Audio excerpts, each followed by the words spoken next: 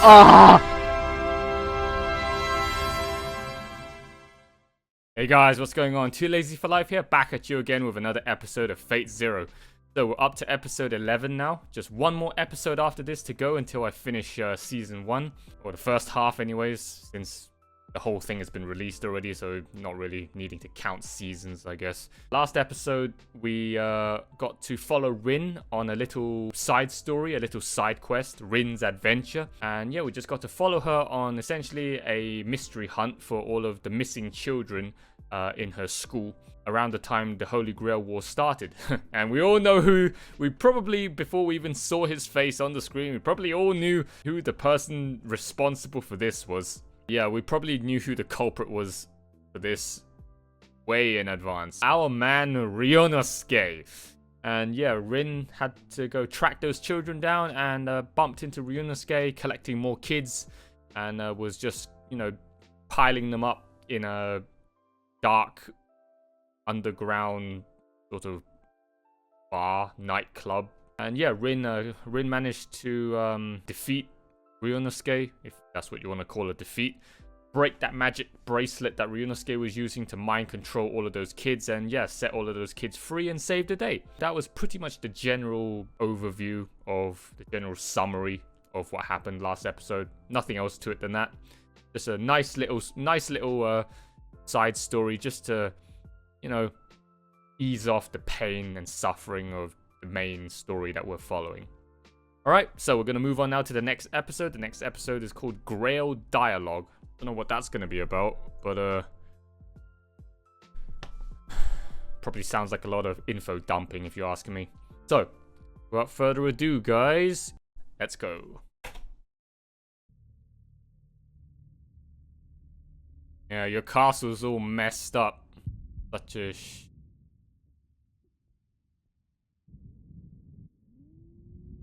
Oh, damn! Ryder's coming.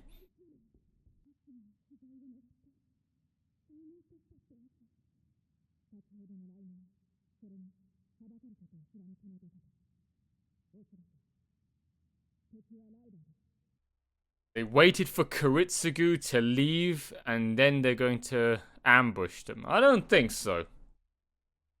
I don't think Ryder's that kind of person.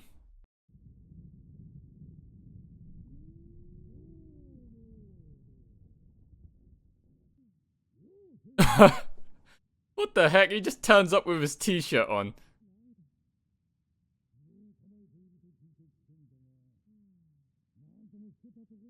He's definitely not here looking for a fight.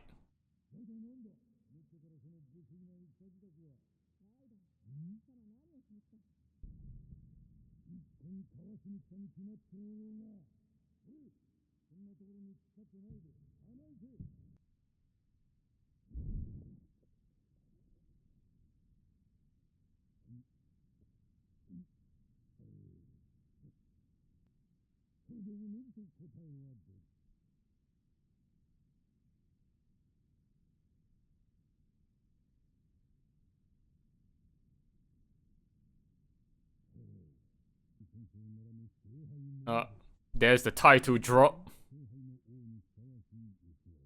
So they're gonna discuss who's fit for the Grail, huh?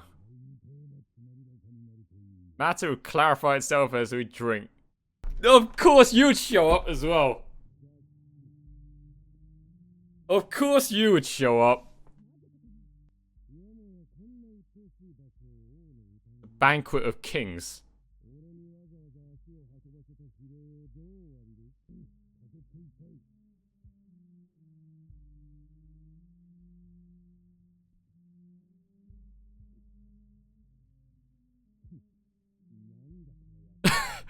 What is this cheap shit?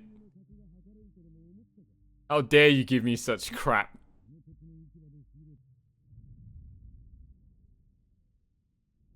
Okay, so his portals don't just fire swords. He just pulls out whatever the fuck he wants out of those things, huh?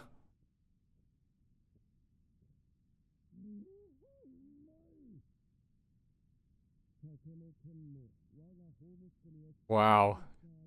Even Saber got slightly impressed right there. The grail is not a drinking cup.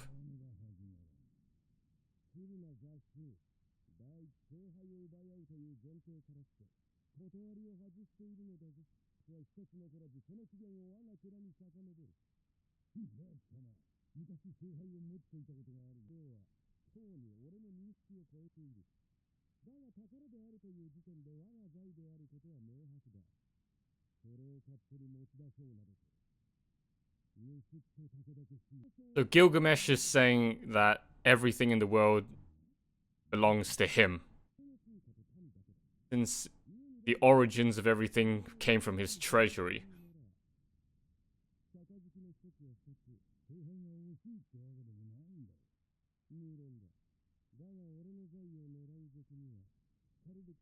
Okay, so Gilgamesh says that since the grail already belongs to him, he doesn't actually want it. He's just trying to dispense justice on the thief that's trying to take it from him.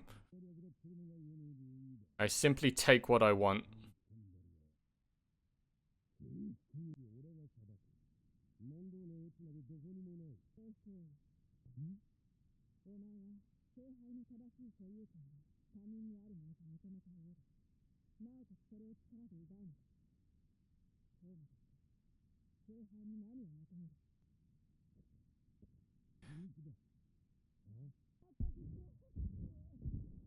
Oh, that's another bitch slap!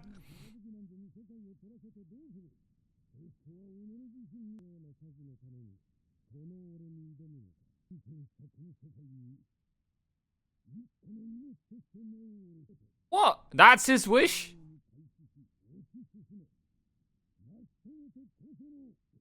He wants to be brought back to life for real to conquer the current world.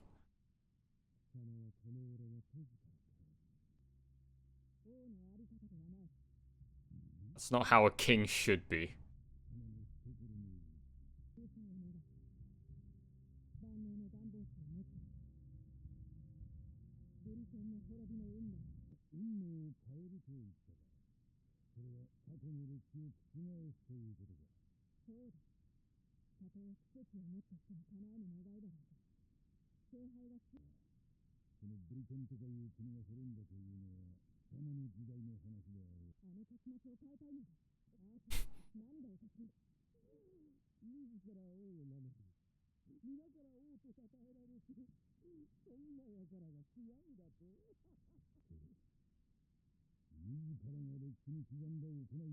I don't think these two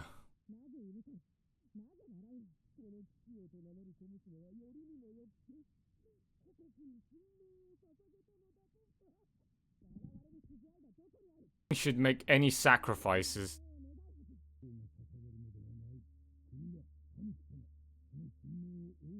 The country and the people that sacrifice to the king. That's the words of a tyrant. Yeah.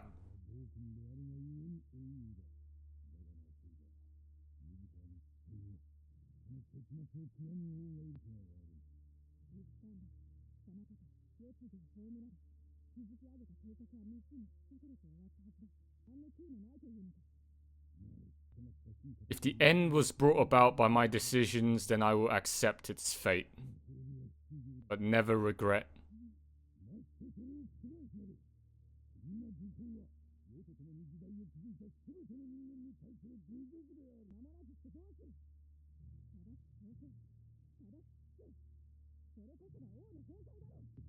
So the king are just a slave.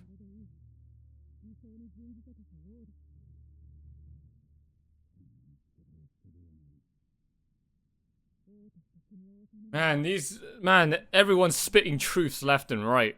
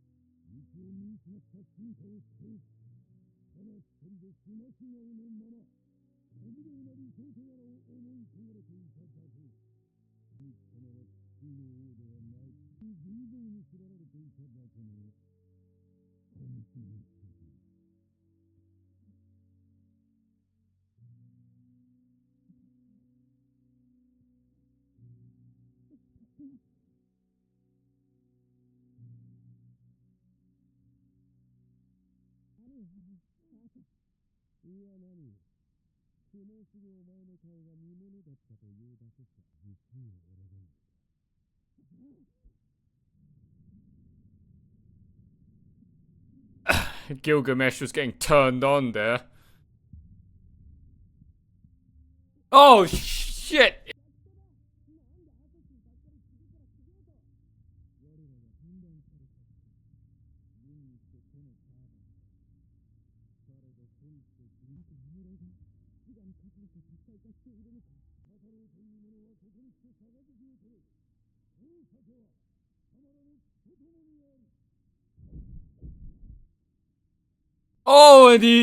Oh, and he ruined his shirt.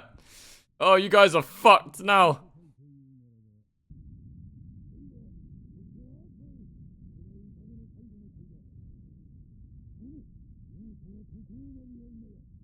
Must a king be alone in his superiority? I'll have to show you exactly what a real king is.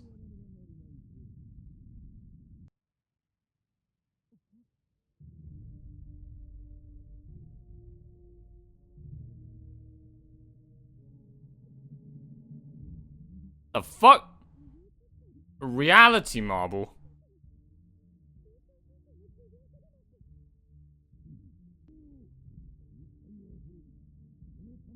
Holy shit.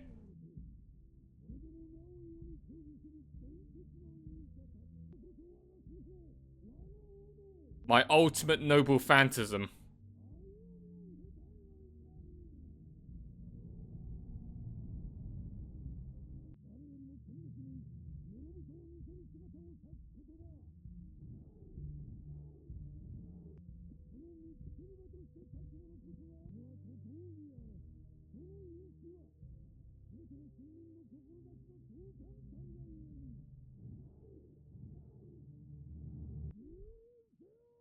Annihilate them.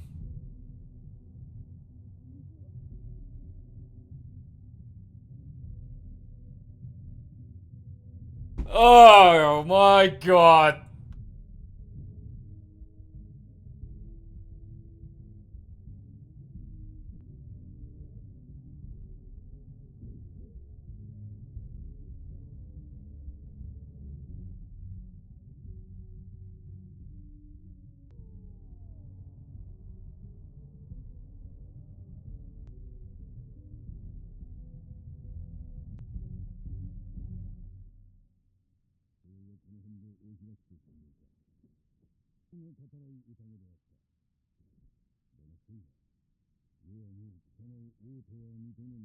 I no longer recognize you as a king. Oh, damn.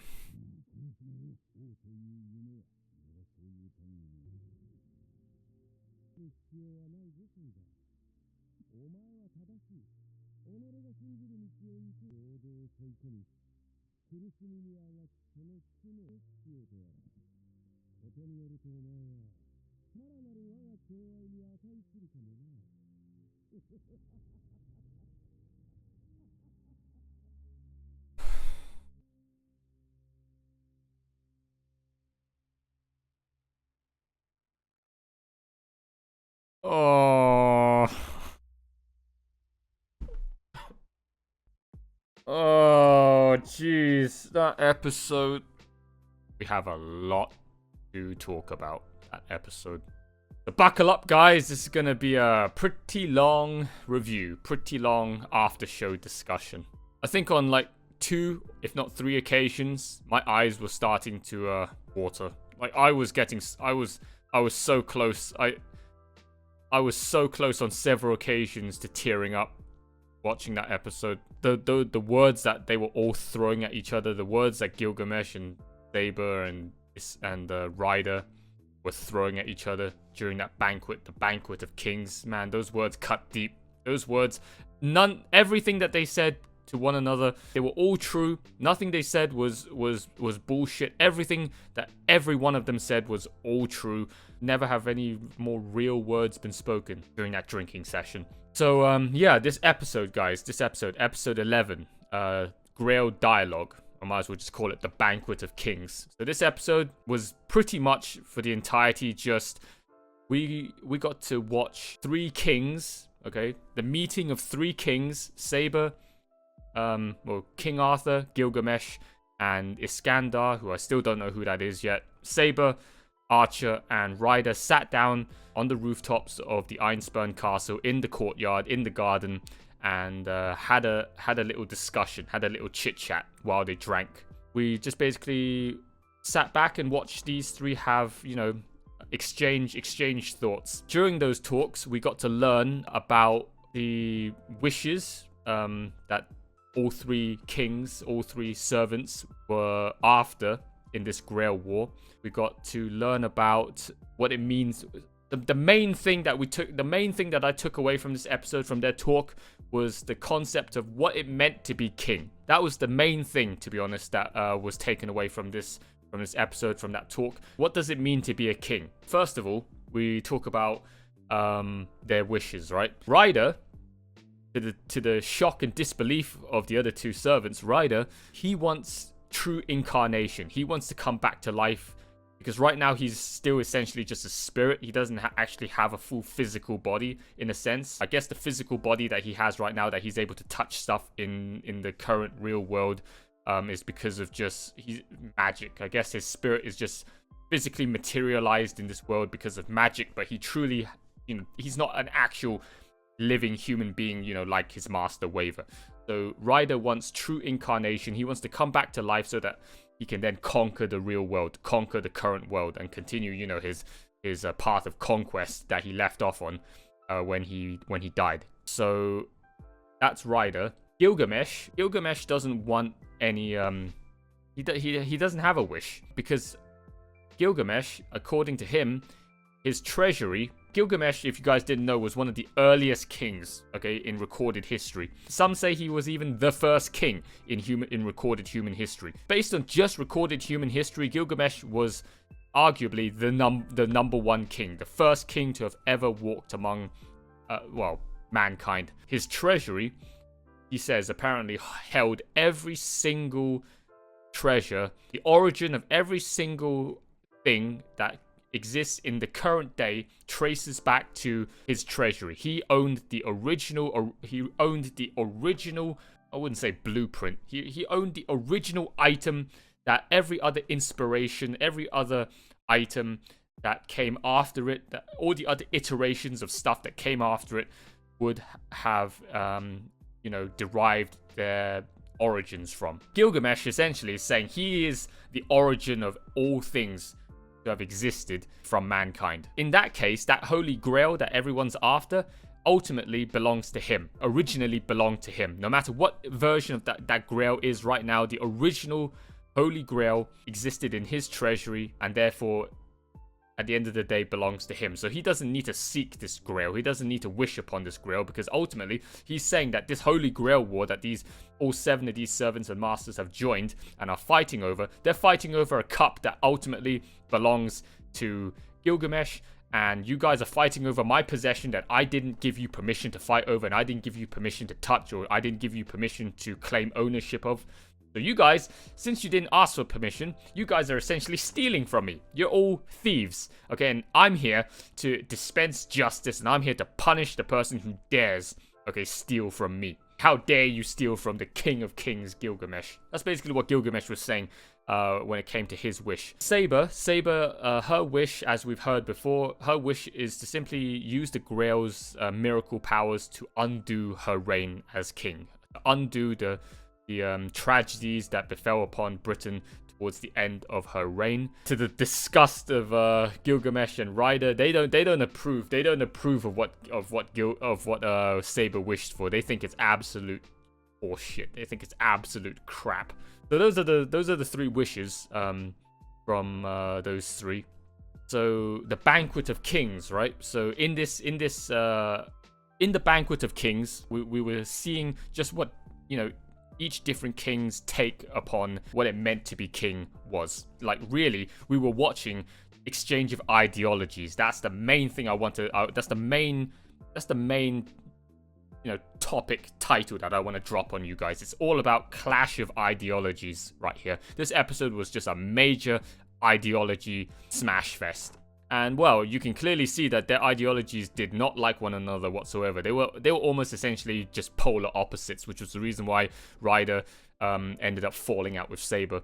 And Gilgamesh didn't really approve of Saber either. Because Gilgamesh and Ryder's ideologies, they were the same. So what does it mean to be king? Now, according to Saber, a king should be a lonesome, selfless, righteous protector, servant of the people. That king, the moment they decide to take up the mantle, take up the responsibility of king, that king, their duty for the rest of their life serving as a king, being a king, is to serve the country, serve the people. Everything the king does is for the benefit and well-being of the people, and the king is there to look after and safeguard their country and their population.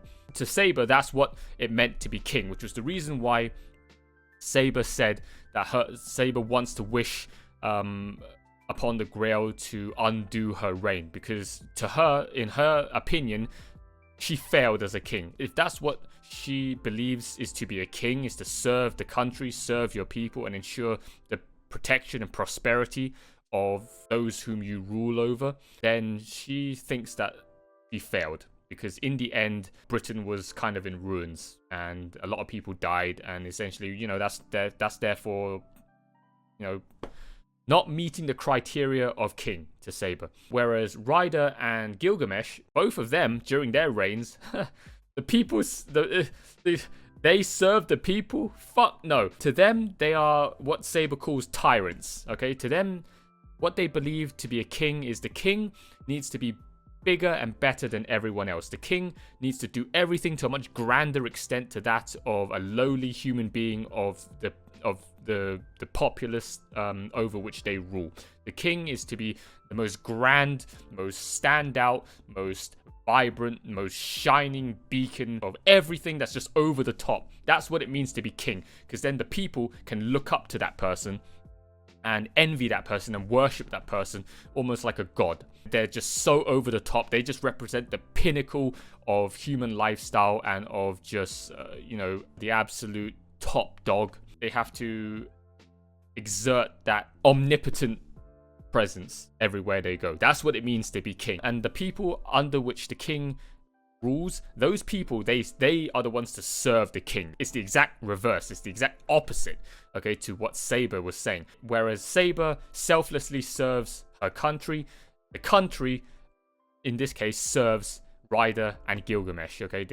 That's the point I was missing out. As Ryder said to Saber, so you're saying that a king is a slave to their country, because that's what Saber is essentially saying about her role as king. Whereas to Ryder and Gilgamesh, the country is the slave to the king. The country, the people serve the king, not the other way around. So you can see why these two are not agreeing with one another. They're completely on opposite ends of the spectrum of what they believe is to be king. Saber's like, what? Both of you, okay, your reigns. I don't think they mentioned Gilgamesh. I don't think Saber even knows who Gilgamesh is at this point. But she said to Ryder, because it seems Saber knows who Ryder is. I don't know. I'm not searching it up. Hopefully if later on they still don't tell me, guys, you guys tell me in the comments. But I don't want to spoil it for myself unless that is literally who he is Iskandar, and I don't know who that is. Okay, at this current moment in time, I don't know who that is. So Saber knows who Ryder is. at this time as well. I don't know, but yeah.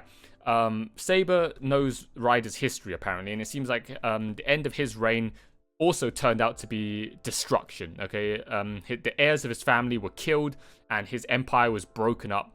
And yeah, to Saber, that seems like a failure. All right, you ended on such a sad note, on such a bad ending. How can you call that a success? Why do you not want to redo that? Why do you not want to undo that failure? That really pissed Ryder off. That was like, so you're saying that your wish on the Grail is to undo your histories, to undo your hallmarks upon histories, to undo everything that you did as king, because you think that just because the end was not what you wanted, you're going to undo everything that led up to that point. And then Saber's like, yeah, why aren't you thinking the same? Oh man, Ryder got pissed. Ryder's like, listen, okay, little child, listen, okay? If you choose to undo everything that you did, okay, I don't care that the end of my reign was essentially what you call a disaster. I don't care that the heirs of my family were killed. I don't care that my empire got dissolved.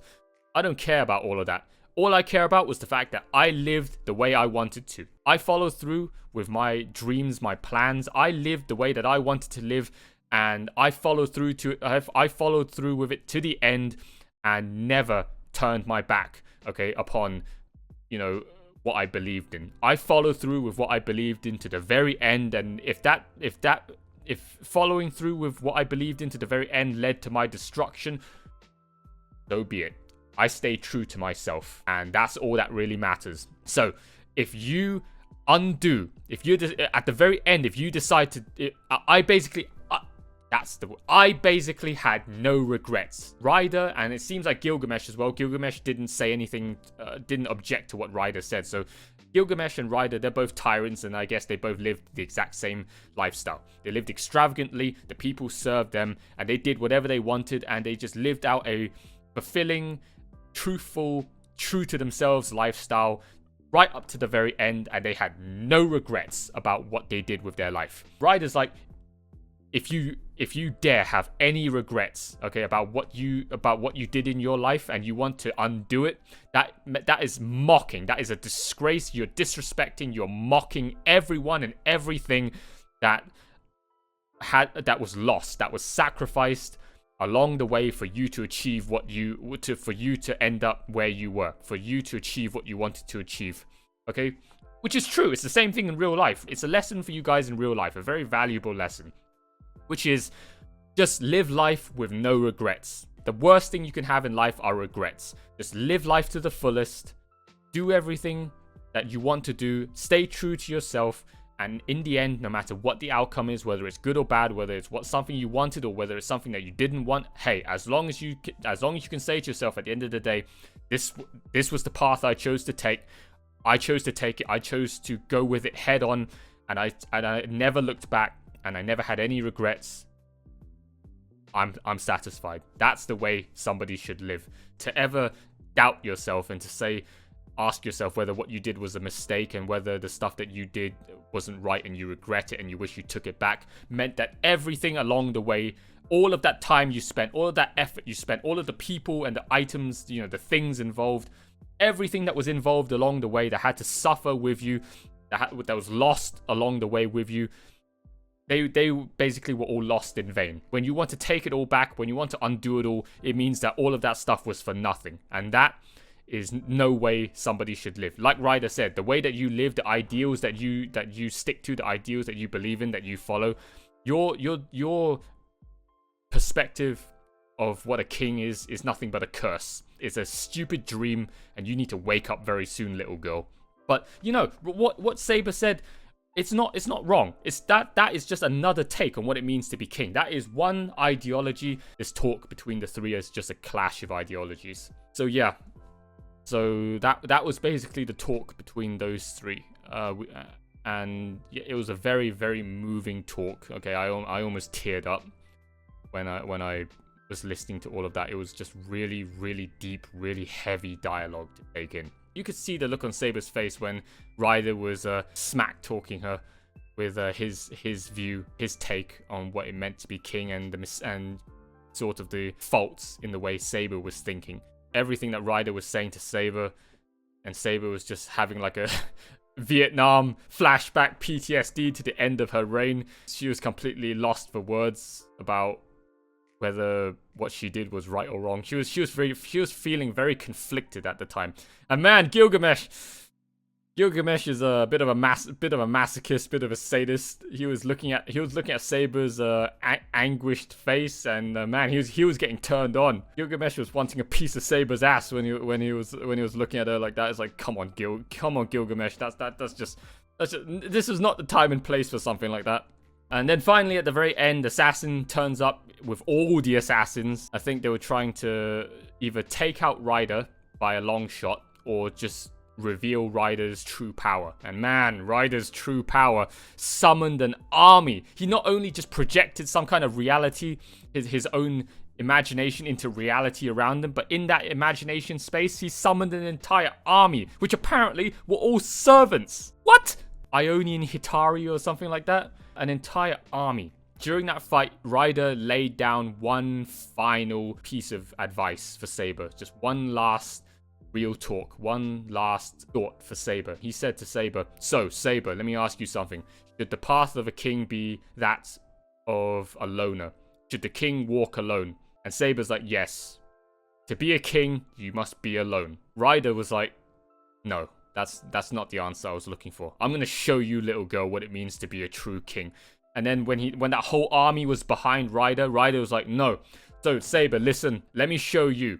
When the people, okay, serve the king, and the people are willing to follow their king, okay, wherever he goes, willing to just do everything the king tells them to. Essentially, the people are one with the king, okay? The people are the embodiment of the king's ideals because they're going out and doing everything the king says. So essentially, in a sense, what he's saying is the people also share the same ideals as the king, shares the same beliefs as the king, if they're willing to follow their king wherever he goes. And, together the king and the people are one, instead of what Saber does, which Ryder criticized her on previously. It's like, you Saber, you don't really want to get to know your people, okay? You just shelter your people. You're like a helicopter parent. Since all you do is shelter and protect and cradle and just babysit and helicopter parent your country and its population, yeah, sure, you're protecting them, but at the end of the day, you're also distancing yourself from them, because as Saber said, the life of a king to her is a very lonely one. You're not wanting to get to know your people. You're not wanting to build relationships with your people. You're distancing yourself. You're separating yourself from your people, and you're just watching over them from afar and making sure that they're safe. That sort of life, when will those people ever want to follow you? When will those people ever want to, be by your side? How will those people ever try to relate to you? Somebody that just never wants to be around the very people that he's trying to serve and protect. You're basically living the life of a martyr. You're living the life of just kind of like a silent vigilante. No one wants to aspire to be such a person. That person lives a very thorny path, a very lonely, sad, troublesome life. Follows a very lonely, sad, troublesome road. And nobody wants to take upon themselves that sort of responsibility. No one's going to relate to that. No one's going to want to become that. And therefore, the people aren't essentially going to respect and love Saber in the same way that what Ryder believes in. The people will love and respect and adore their tyrant king and will follow him anywhere he goes because of just how much of a grand example he sets for himself to the people that he rules over. To build that relationship with your country and its people is a very, very important thing when it comes to being a king. And I think that's something Ryder is saying Saber missed out on, didn't get the point on during her time as king. Ryder then summons his whole army and demolishes Assassin. I think Assassin must be dead now, okay? All the assassins were there at that time, and Ryder just absolutely crushed all of them. I think this is it. This is the end of Assassin. There is no way he's still alive. I'll be damn well surprised if he is. And then in the end, when everything was over, Ryder's just like, "Thanks for the talk. I thought we were here as three kings to discuss, this Holy Grail war and, you know, get down to business and whatnot. But in the end, it seems like it was only 2 kings and a naive little girl in her own, you know, stupid little dream. You need to wake up soon, okay? Little girl, you need to wake up soon. I no longer see you as a king. And then Ryder just flies off. Gilgamesh, I mean, sort of comforted Saber a little, but then in the end, he wasn't really comforting her. Gilgamesh was just like, I've suddenly taken an interest in you, Saber, in his own little twisted way, and Saber didn't appreciate that one bit. And, you know, he disappears laughing as he does so, and we just leave it off with Saber and Irisfield just standing there in the courtyard. I guess Saber at this point is feeling like absolute shit. Bullied. She just got, you know, ganged up on. I guess her pride, her ego, everything about what she stood for just has been shattered right before her in the presence of these 2 extravagant, over-the-top tyrants. Poor Saber. I feel very bad for her. Her ideologies, I guess, in the end, just couldn't stand up to Ryder and Gilgamesh's ideologies. Oh well. So yeah, that's all of my thoughts. Yeah, one heck of a long discussion it's been. I think it's been like almost 30 minutes of discussions. Those are all of my thoughts on episode 11 of Fate Zero, guys. It was one heck of an episode, though, even though there was hardly any action until towards the end. Just all of that chit chat was very, very fascinating to sit through and listen to and read. That's it from me for this video, guys. Thank you all so much for watching. If you've liked what you've seen and you want to see more, then hit that subscribe button down below. Hit the notification bell icon so that you always be kept up to date with all of my activities here on YouTube. Do the same thing for my other 2 YouTube channels. Links are given in the video description down below. Leave a like, leave a comment, and join all of my other social media platforms. All of the links you need are given right down there. Alright, so thank you all so much for watching, and I will see you all next time for the last episode of Season 1, Episode 12. Until then, bye for now.